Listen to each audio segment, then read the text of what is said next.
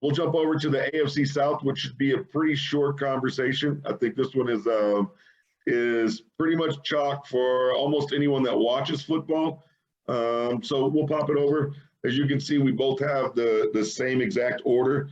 So I'll kind of let you give your thoughts on it. The only difference I see here is you have the Colts as your wild card team, or one of your wild card teams, and I have only Tennessee making it, because I don't think anyone other than the division winners coming out of here. So. Yeah, well, with Tennessee and Indy, I think I could flip-flop those guys one way or the other. Jacksonville and Houston, we know their status in the league. They're rebuilding. Houston, I don't know. I think they're in the process of tanking still and going into rebuild mode. But nonetheless, Tennessee adds Julio. They still have Derrick Henry. They have all the pieces in place that they've had in the last few years. So that continuity should help them. And with Indy, their offensive line, they bring in Carson Wentz, who, for all the what's the word I'm looking for? For all the, bad talk surrounding him, I guess you could say, and all the smack talk surrounding Carson Wentz and his ability to be healthy. I'll tell you this, if the guy does stay healthy, everyone in the league, or at least in the AFC South, better watch out, because he could possibly be the best quarterback in that division.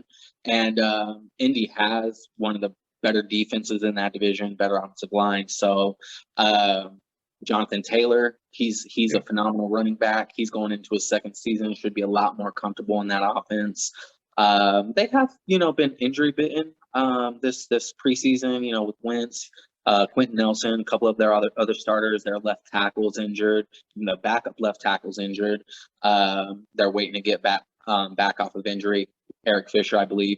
So, they have been bitten by injuries. That's why I actually have them in second right now. Otherwise, I would have probably had them in first over Tennessee.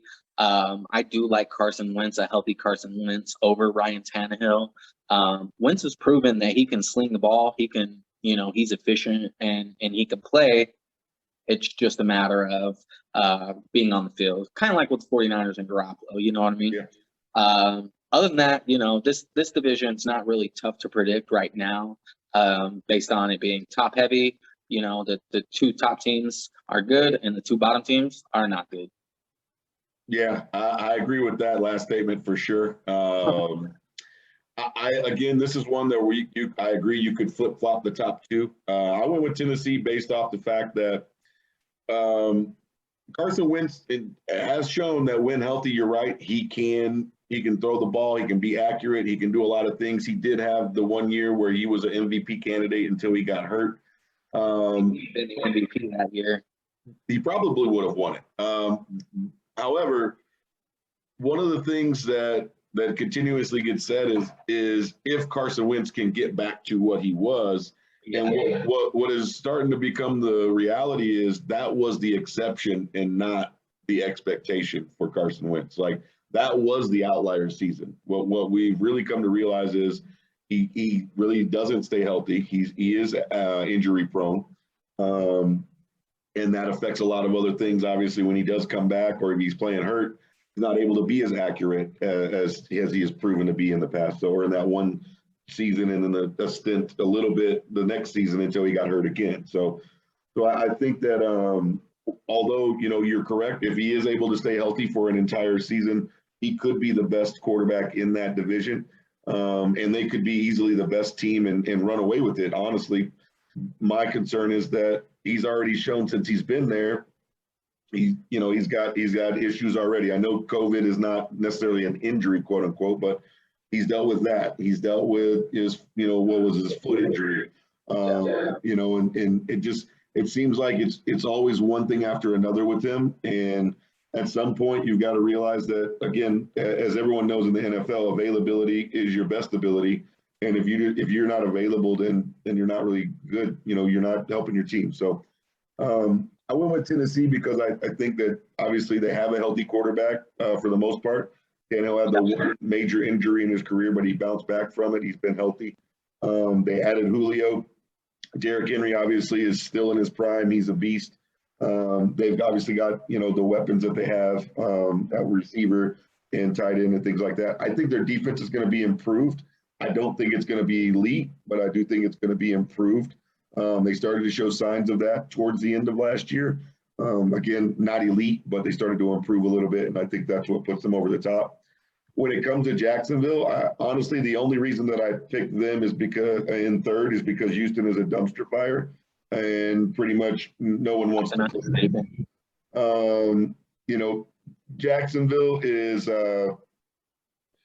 I think they're going to find out real quick, and Urban Meyer's going to find out real quick that you can't run things the way that you did at Ohio State and Florida and things like that, and expect it to translate to the NFL. All of these guys are getting paid. They're all feeding their families. They're all, you know, this is their livelihood. This is not, hey, this is how I get to go to school and things like that. So he's dealing with a different element. He's already, as we've seen, made some mistakes as far as bringing on a coach that ended up not even coaching for them. They had to resign the very next day for some things that he had said in the past. He brought in Tim Tebow, obviously, which was a horrible mistake.